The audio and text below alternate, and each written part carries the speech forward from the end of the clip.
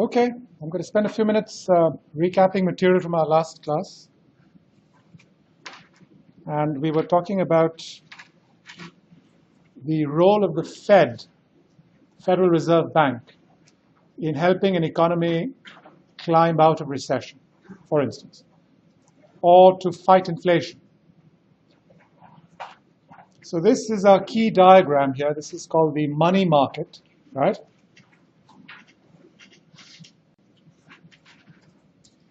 All right, so what we've learned is that the Fed can affect the money supply, and it can do so in three ways, as you've learned. The open market operations of the Fed, changing the RRR, and changing the discount rate, correct? So the Fed can change the money supply.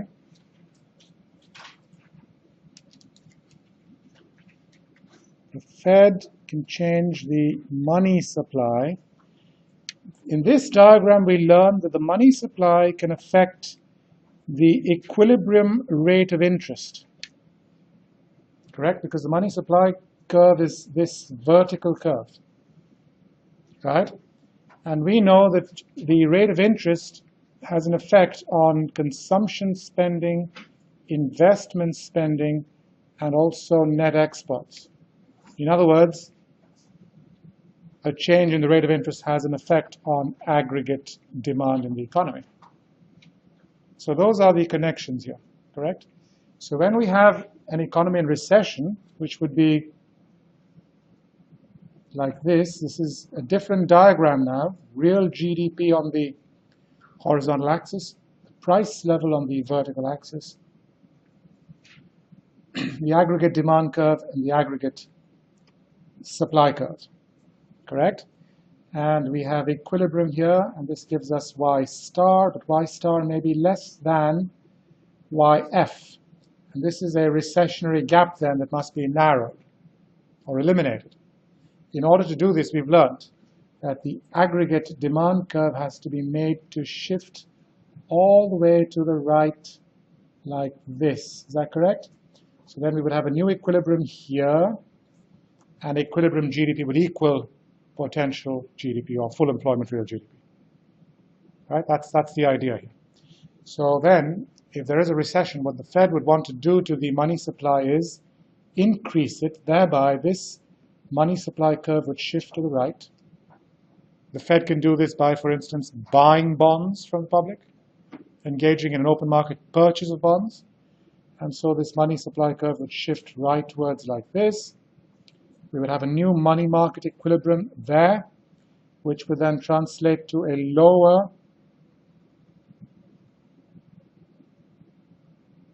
rate of interest R double star. So with a fall in the rate of interest, consumption spending is stimulated, investment spending is stimulated, and also net exports go up. And therefore AD goes up, meaning the AD curve shifts to the right, which is what we need in a recession, right? So this is how the Fed works, and this is the objective of the Fed then, right? The only thing the Fed controls is the money supply. But by changing the money supply, the Fed can change the interest rate in the economy. That's the idea, okay? So what we were doing in class last time is we were studying money demand. This is what we were delving into, right? And we learned that there are three reasons. So there are three reasons people hold money, even though by holding money, people are losing income. How are they losing income by holding money? Somebody? Yes, you're losing some interest, you see, because that money earns you no interest. On the other hand, if you'd bought government bonds with that money, you would have earned some interest, right? So holding money is expensive for all of us in the sense that we lose some interest income by holding money, right?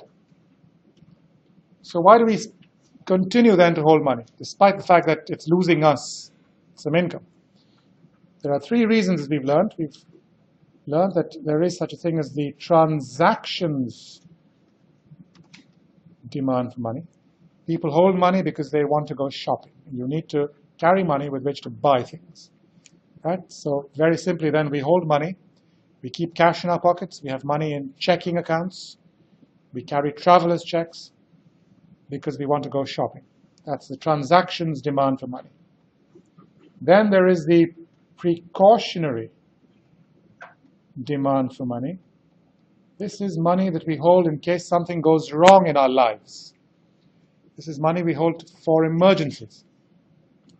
And lastly, we have what's called the speculative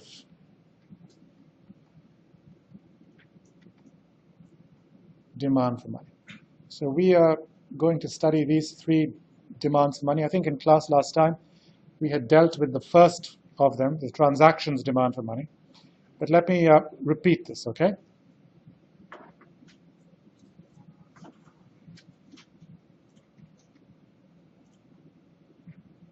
So let's now look at the transactions demand for money. And I'm going to draw a diagram for this transactions demand curve, okay? So here we have the quantity of money for transactions. And on the vertical axis, we measure the interest rate, of course.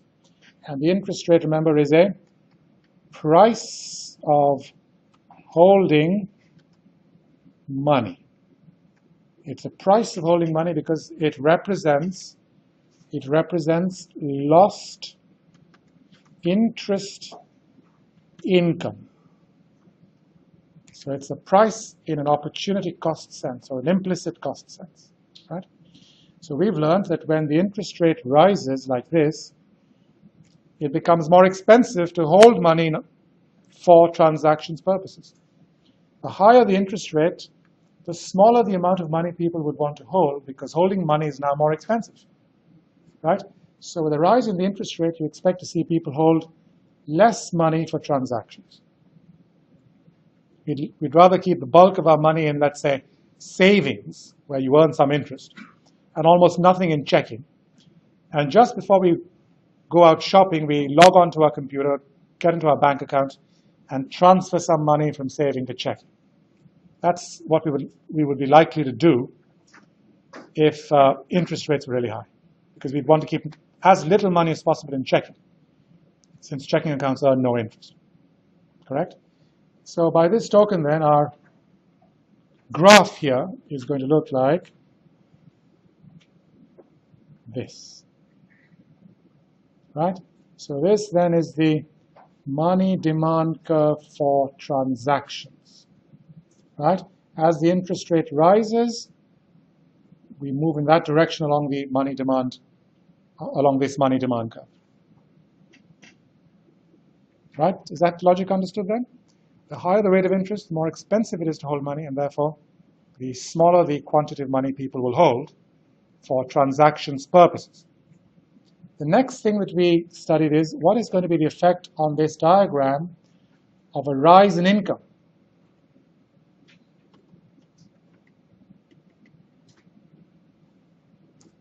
Does income affect this diagram? Remember, income is behind the scenes. Income is behind the scenes because in this diagram, the vertical axis is the rate of interest and the horizontal axis is the quantity of money. So there is no place in this diagram to show income. So income is behind the scenes, right? Now, if income rises, what's likely to happen in this diagram? Well, let's say the current interest rate is R1, and at this rate of interest, people are holding MD1 quantity of money for transactions purposes. But now people's incomes rise. And when I say people's, I mean people in the aggregate. And so the income that I'm referring to now is, of course, real GDP. Is that correct? Because real GDP is everyone's income combined, right? So if GDP were to go up, what's going to happen in this diagram? Well, with more income, people would, of course, want to shop more. How do we know this? Well, you can think about, for instance, the marginal propensity to consume. Do you remember the marginal propensity to consume? Well, in America, it's believed to be about 0.9, which is to say if you give people an extra dollar of income, they would like to spend 90 cents of it on consumption. Right? Given this fact, a rise in incomes is likely to cause people to want to spend 90% of any increase. Right? People would want to shop more. And in order to shop more, people would need to hold more money either in their pockets as cash, in their checking accounts, so they can use their debit cards or write checks, or in the form of traveler's checks. So therefore, with a rise in income, people would now decide to hold more money than before at the same interest rate. People are now holding money M superscript D subscript 2, quantity of money, with a higher income. Now this point here doesn't simply lie in space. It lies on a whole new money demand curve, as we argued. And so we can draw this new money demand curve as perhaps like that. Not very well drawn, but you get my picture, right? So you have a new money demand curve then that's to the right of the old one, right? So a rise in income then causes an increase. This causes an increase in the transactions demand for money. Right? Now the next kind of demand for money is the precautionary demand for money. So let's now look at that.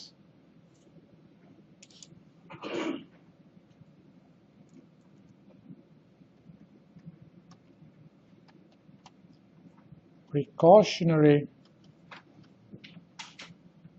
demand for money. So this is money for, does emergency have two M's or a single M? I keep forgetting. Two M's, right? No. One.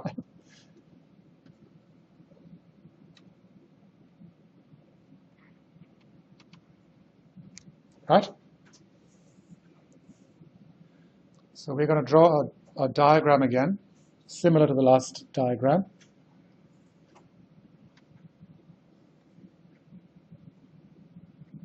So here we have the quantity of money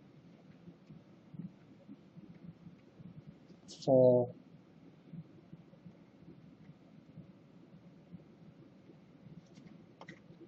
emergencies. We have the rate of interest, as usual, on the vertical axis. Remember, this is a price of holding non-interest earning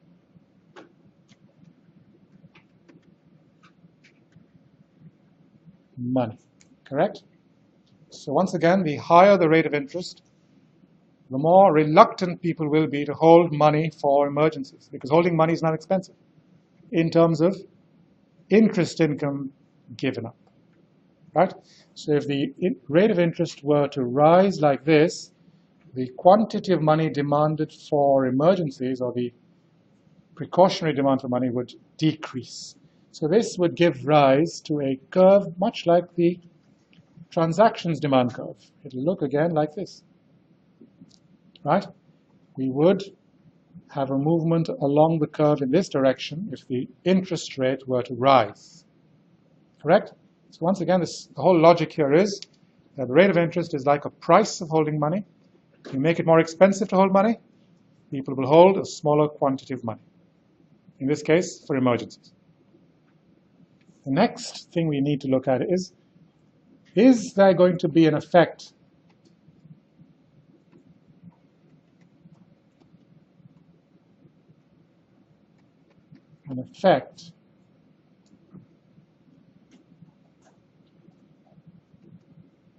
from a rise in income?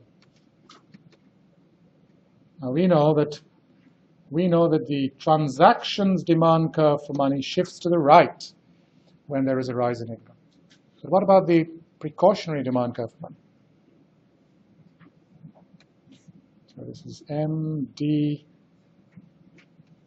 okay? Precautionary demand for money. Is this curve going to be affected by a rise in income? And now we need to think about this carefully. Would people with more income keep more money for emergencies? It's not clear-cut in my mind, you see. It will all depend on whether a person with more income expects more expensive emergencies. Is that likely? Yes. Give me an example. Your vehicle? That's a good one.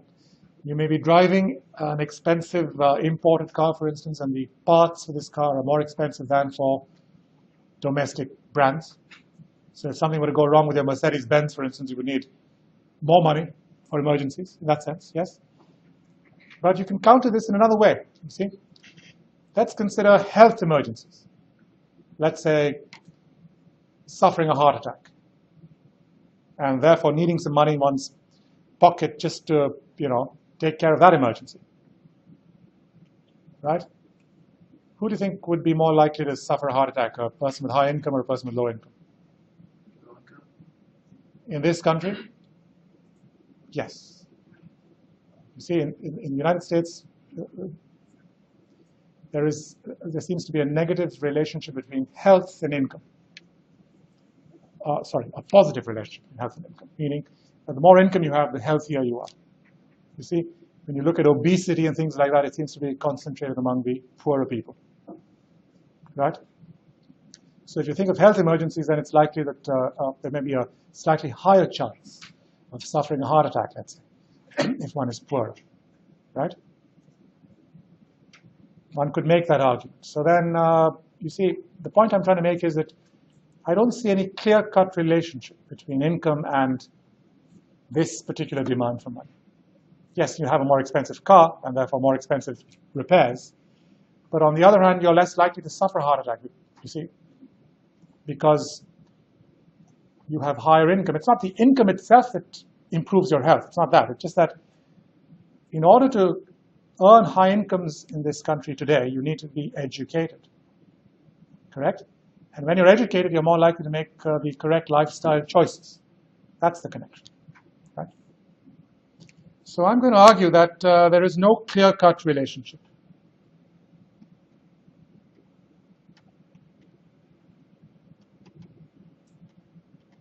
So this curve, I'm going to say, is we're not sure which direction it's going to move if income rises.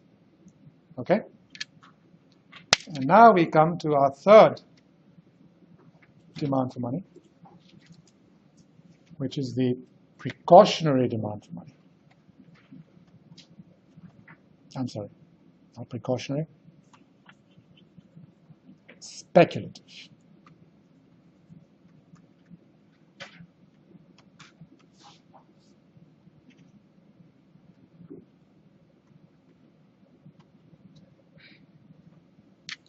So what is the speculative demand for money? And here, this particular demand for money is going to take us a large part of this class. Okay? This is the most complex demand for money. Now this is people holding money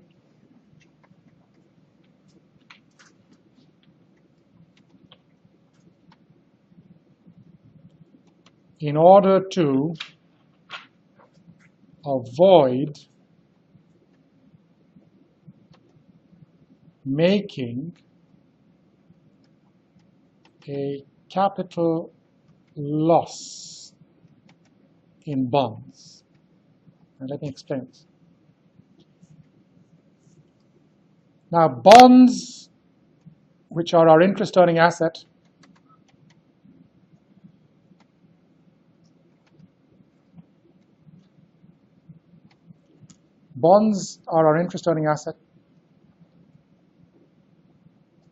but their values may fluctuate.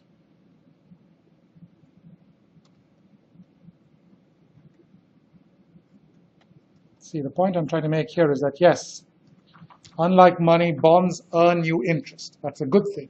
However, bonds are not without risk in the sense that, like any asset, their prices can fluctuate.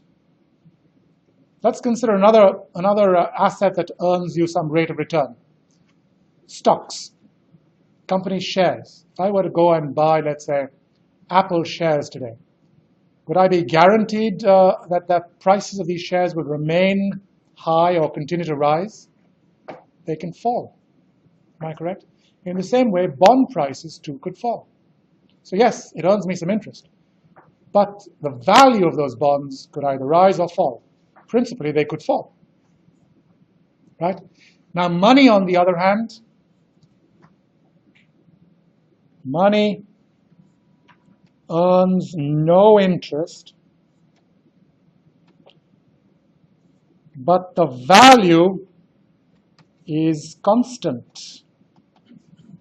A dollar in your pocket should remain a dollar. It's a safe asset, therefore. Now, which is not to say that money in your pocket can't lose value. Can you tell me how a dollar in your pocket might lose value? Inflation, precisely. There could be inflation that would erode the purchasing power of that dollar in your pocket. So money in your pocket is not entirely safe. But let's keep inflation out of our story for now. So we have these choices, remember. Our wealth can be held in two forms: bonds and money. Money has the advantage of being safe, but it has the disadvantage of earning no interest. Correct? Bonds, the advantage earns interest. Disadvantage, not safe, in that values fluctuate.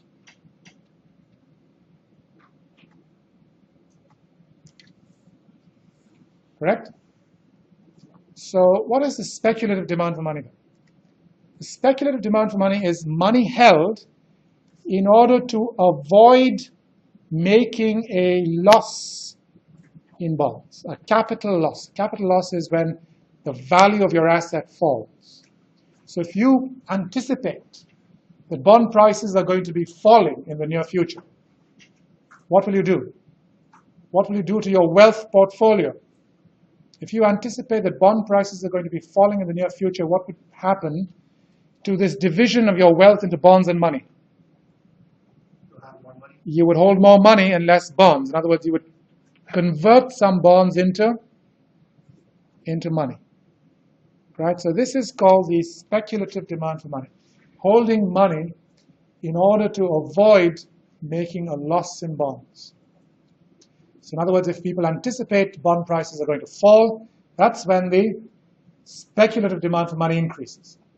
On the other hand, if people expect bond prices to rise in the near future, what would happen? If you expect them to rise, they're currently low, let's say, but you expect them to be going up, now what would you do?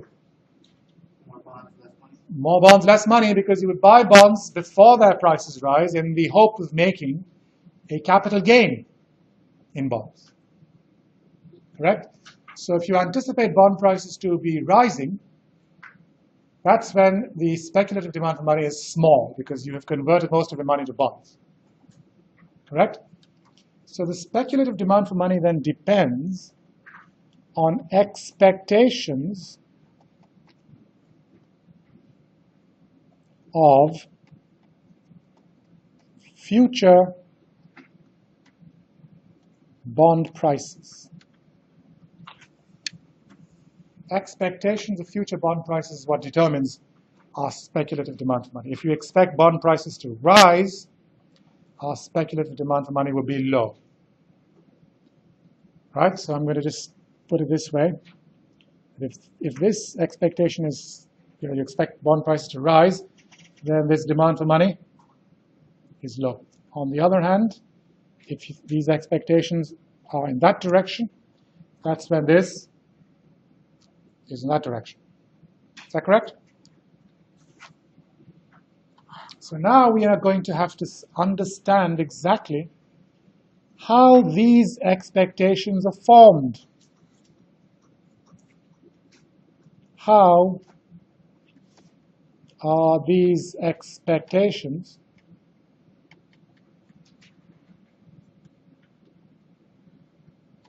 formed? That's going to be our next slide now. How are these expectations formed? In other words, we need to know how are bond prices determined? How are bond prices determined? That will help us understand how our expectations of bond prices are formed.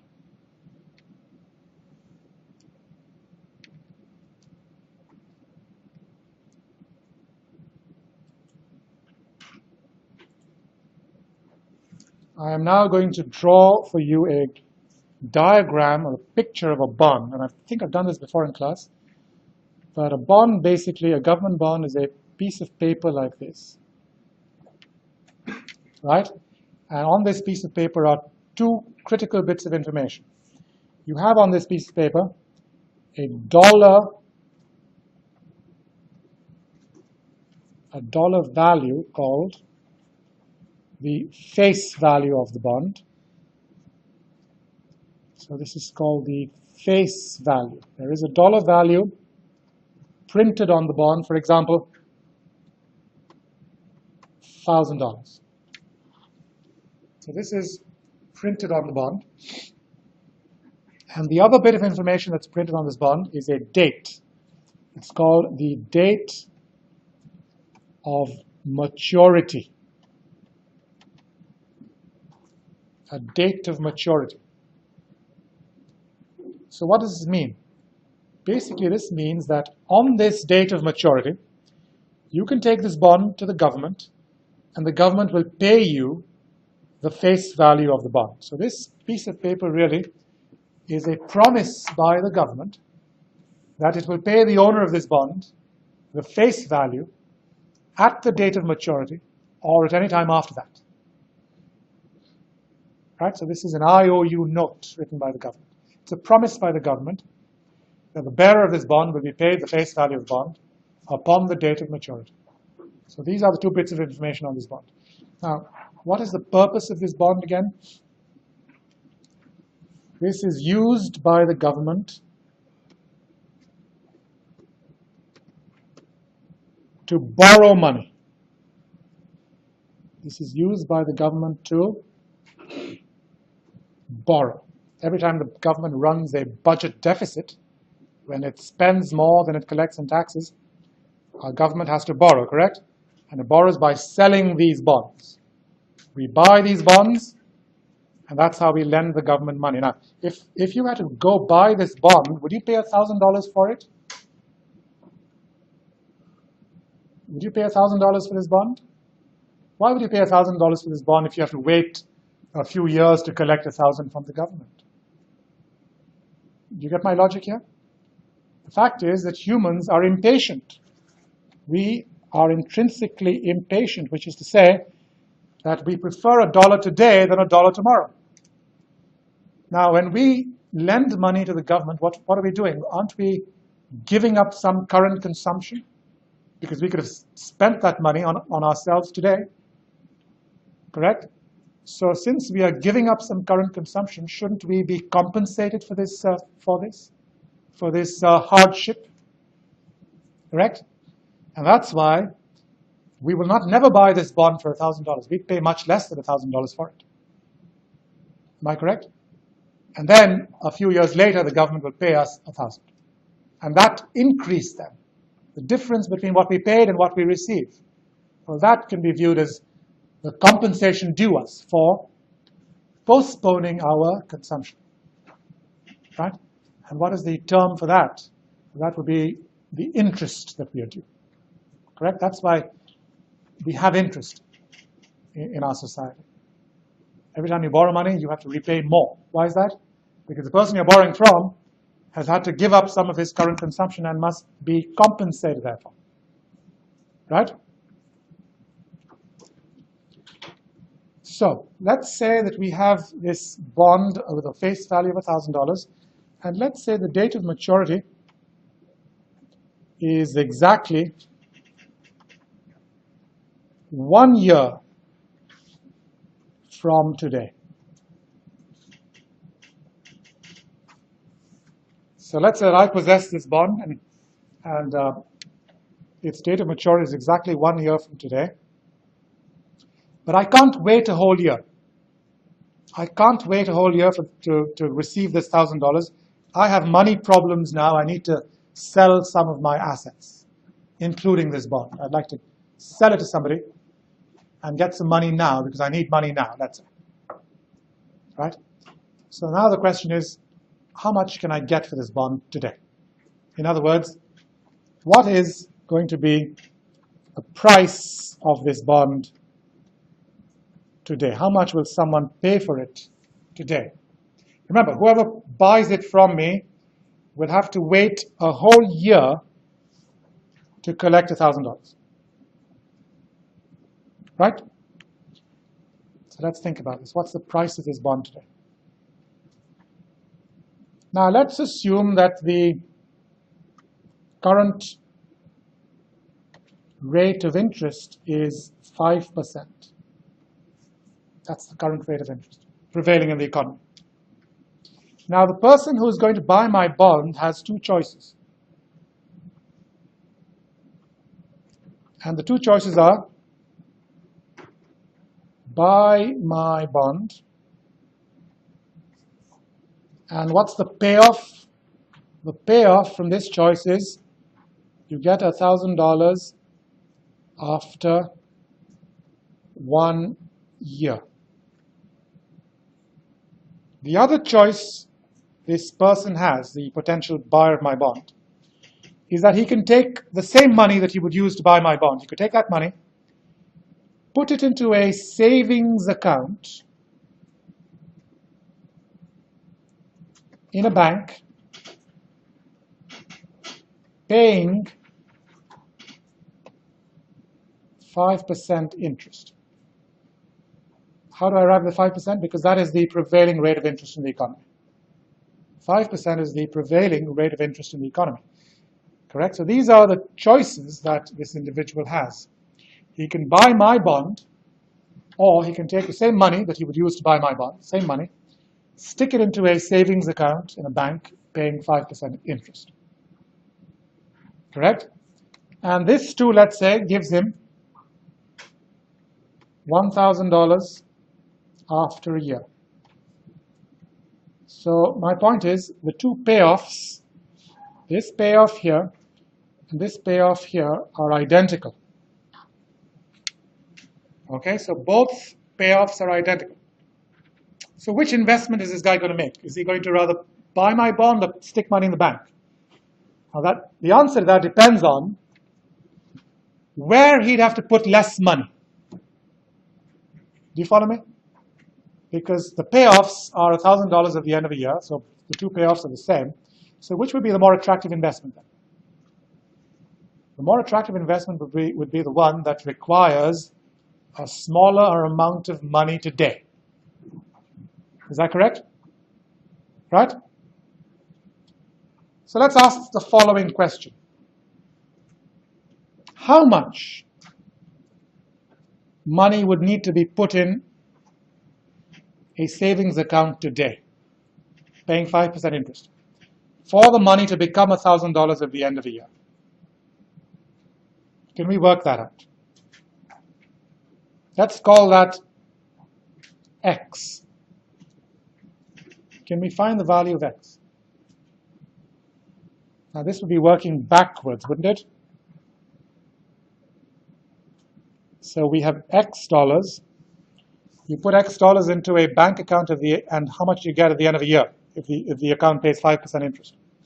You get back the principal, of course, and then you get back the interest, which would be, this is what you get back at the end of a year. Is that correct? This is the principal, and this is the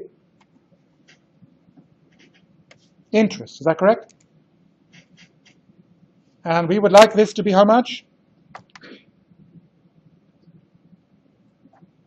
We would like this to be 1,000. Can we work out the x? I think it'd be quite easy. Pardon me? $950 go in plus the 15 interest. It wouldn't be. And I'll tell you why.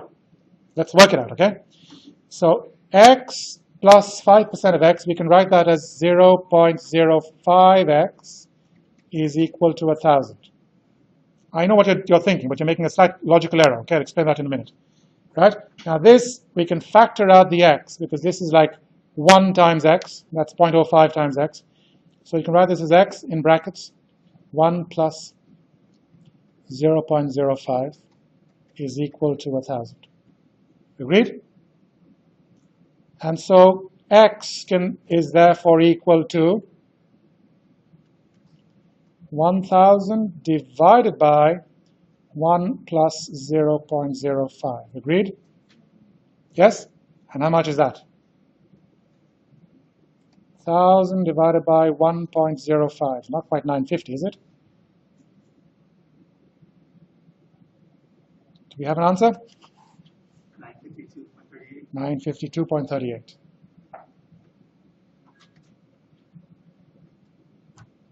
Right? So this is the amount of money that would need to be put into a bank account today. So this is the x here. $952.38 has to be put into a bank account today for the money to become $1,000 at the end of the year. Now my question is, would anyone pay more than $952.38 for my bond? No. No one would pay more than that for my bond, because why pay more than that for my bond when $952.38 can grow to $1,000 at the end of a year? Do you follow what I'm saying? So if I were to charge more than $952.38 for my bond, no one would buy my bond. Because my bond, remember, also pays $1,000 at the end of a year. So we have, in a sense, an upper limit on the price of my bond. I can't charge more than $952.38 for my bond. What if I charge less than that? What if I charge $950 for my bond? Then my bond would be the more attractive investment. Am I correct? Right? Because now somebody can put $950 in my bond, get $1,000 at the end of the year, as opposed to putting $952.38 into a savings account for the money to become $1,000 at the end of the year. Why put more to get the same payoff? Is that correct? So if I charge $950, my bond would be the more attractive investment. And this would attract so many buyers that these buyers would start to compete with each other for my bond, and they would engage in a price war with each other, and this would bid up the price of my bond until it reaches $952.38. Do you get my point? So what am I saying here? I can't charge more than $952.38. Right? I can charge less, but then there'd be so many takers that competition between those takers would drive up the price of my bond to $952.38. Right? So therefore, I would argue that this, then, $952.38 is going to be my bond price. It will be exactly that. Can't be more, can be less, but competition would drive up the price to $952.38. Is that correct? So I now can figure out the price of my bond today. Remember this question here, price of my bond today? And the answer to that is $952.38. How do I arrive at $952.38? I'm going to go to a new slide here. And so the value of my bond today is equal to, in my formula, 1,000 divided by 1 plus 0.05. Correct? And couldn't you write this more generally as F where F stands for the face value of the bond, divided by 1 plus the rate of interest in decimals.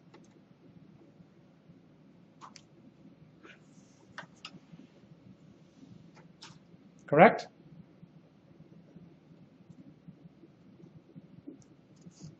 Okay, now let me ask you another question. What if the time to maturity were 2 years instead of 1 year? In other words, what if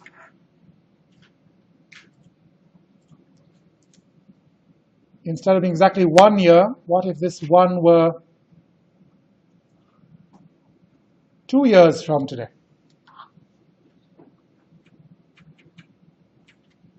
So then the person buying my bond has, again, two choices. He can buy my bond, but then he'll get $1,000 after how many years? 2 years. And once again, he can put money into a savings account, paying 5% interest to get $1,000 after, not a year, but after 2 years. Correct? So how do we figure out the price of my bond now? You would have to ask the question, how much money must be put into a savings account today, paying, for example, 5% interest for the money to become $1,000 after 2 years.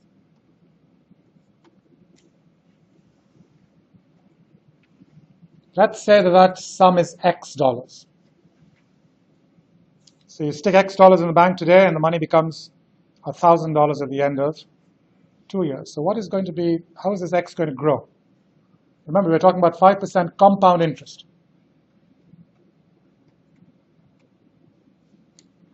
Compound interest is what? The money rolls. It's like a snowball going downhill. You see, it collects snow as it rolls, right? Correct? So the idea here is, at the end of 1 year, what will this X become? At the end of 1 year, this X will become, is that right?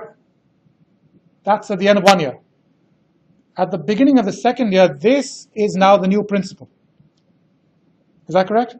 So at the end of the second year, you would get this times. So this is what you get at the end of 2 years. Are you with me here? Now, couldn't you write this as, remove these square brackets, and then you would have X times 1 plus 0.05 squared. Correct? And we would like this to be equal to 1,000, because the payoff is 1,000 at the end of 2 years. So then what is X? What is X? Well, X can simply be then calculated as 1,000 divided by 1 plus 0.05 squared. And what is the more general way of writing this? Face value divided by 1 plus the rate of interest in decimals squared. So we now have a general formula, I think. A general formula for this. And the general formula is that the value of a bond is equal to face value divided by 1 plus the rate of interest to the power t. And what is t? T is years to maturity. So if it's 2 years, that becomes a squared. If it's 3 years, it'd be cubed, etc.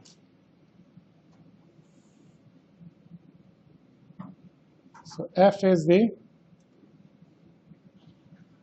face value, R is the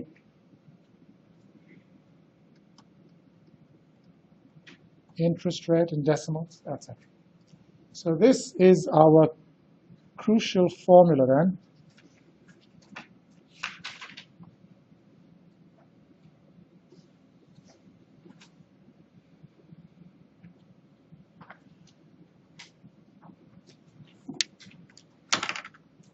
And we will stop here today.